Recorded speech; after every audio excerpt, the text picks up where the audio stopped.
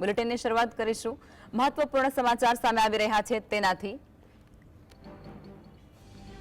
સુરેન્દ્રનગરના થાનમાં મગફળી અગ્નિકાંડ મુદ્દે 6.56 કરોડની મગફળીનું નુકસાન થયા હોવાની ભીતિ જેમાં થાન પોલીસ મથકમાં જાણવા જોગ ફરિયાદ પણ દાખલ કરવામાં આવી છે।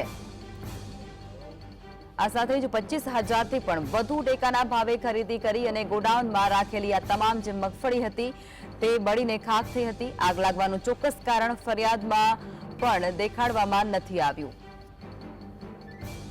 પોલીસ દ્વારા તપાસનો ધમધમાટ પણ શરૂ કરી દેવામાં આવ્યો છે। પોલીસ દ્વારા ઊંડાણપૂર્વક આ સમગ્ર મુદ્દાને લઈને તપાસ હાથ ધરવામાં આવી રહી છે।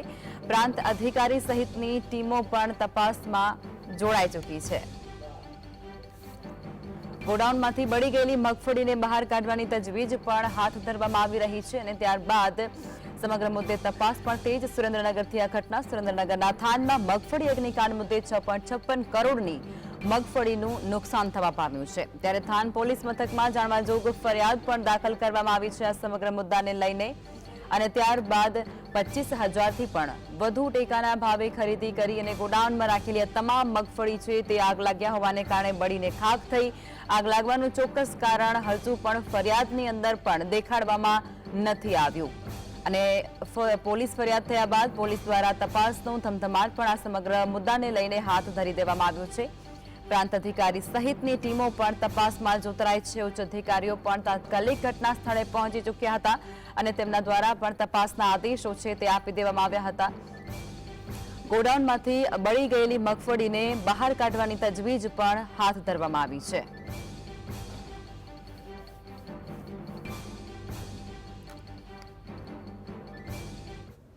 સંવાદદાતા ફઝલ લાઈવમાં જોડાઈ ચૂક્યા છે સુરેન્દ્રનગરથી।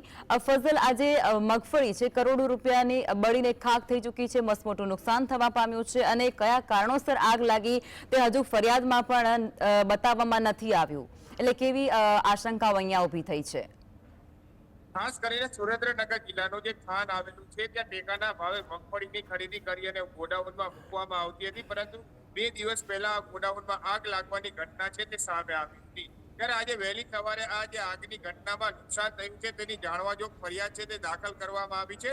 કુલ જે ગોડાઉનમાં 25,556 જેટલી જે મગફળીની બોરી પડી હતી તે બળીને ખાક બની ગઈ હોય તે પ્રકારની ફરિયાદમાં ઉલ્લેખ કરવામાં આવ્યો છે અને ટેકાના ભાવે જે ખરીદી કરી અને 6.56 કરોડ રૂપિયાની મગફળી મૂકવામાં આવી હતી તેને વ્યાપક નુકસાન પહોંચ્યા હોવાની પણ હાલ જાણવા જોગ ફરિયાદ દાખલ કરવામાં આવી છે। ફરિયાદમાં ચોક્કસથી કારણ એવું નથી દર્શાવવામાં આવ્યું કે આગ શું કામ લાગી।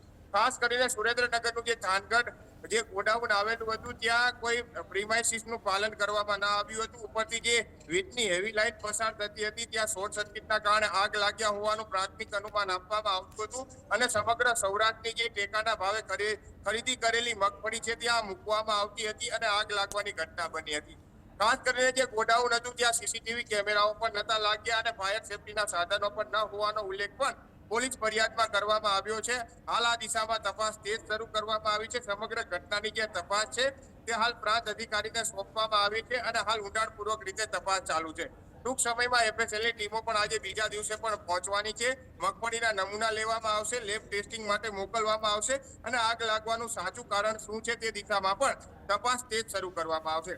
પરંતુ મોટી વાત એ છે કે સુરેન્દ્રનગર જિલ્લા ઉપરાંત અમરેલી હોય, જુનાગઢ હોય, દેવભૂમિ, દ્વારકા હોય તેવા અલગ અલગ 5 જિલ્લાની 20 જેટલી મંડળીઓ દ્વારા ખરીદી કરેલી મગફળી છે ત્યાં ગોડાઉનમાં મૂકવામાં આવી હતી। 300 કિલોમીટર દૂરથી આ ગોડાઉનમાં મગફળી મૂકવામાં આવી હતી। જોકે વિપક્ષનો એવો આક્ષેપ છે કે રાજસ્થાનથી પણ મગફળી અહીં પહોંચાવી અને ટેકાના ભાવે પધરાવી દઈ અને આ ગોડાઉનમાં મૂકી અને આગ લગાવવામાં આવી છે, પરંતુ આ સમગ્ર દિશાની તપાસ હાલ ચાલુ છે।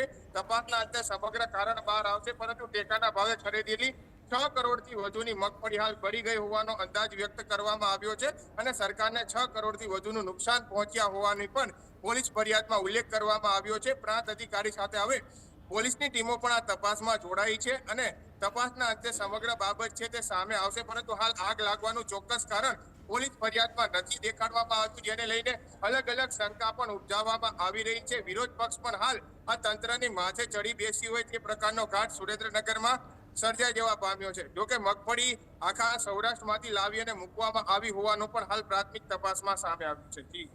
જી ફઝલ, જોડાયા અને જાણકારી આપી તે બદલ આપનો આભાર। તો સુરેન્દ્રનગરથી આ સમાચાર હતા અને સુરેન્દ્રનગરની અંદર 20 મંડળીઓ દ્વારા જુદી જુદી ખરીદી કરેલી મગફળી ગોડાઉનની અંદર રાખવામાં આવી અને ત્યારબાદ આ ગોડાઉનમાં વિકરાળ આગ લાગી અને આ તમામ જે મગફળી છે તે બળીને ખાખ થઈ 6.56 કરોડની મગફળીનું નુકસાન છે તે આ મંડળીઓને વેઠવાનો વારો આવ્યો ત્યારે થાન પોલીસ મથકમાં જાણવા જોગ ફરિયાદ પણ દાખલ કરવામાં આવી છે અને ત્યારબાદ અલગ અલગ ટીમો દ્વારા તપાસ પણ શરૂ કરાઈ.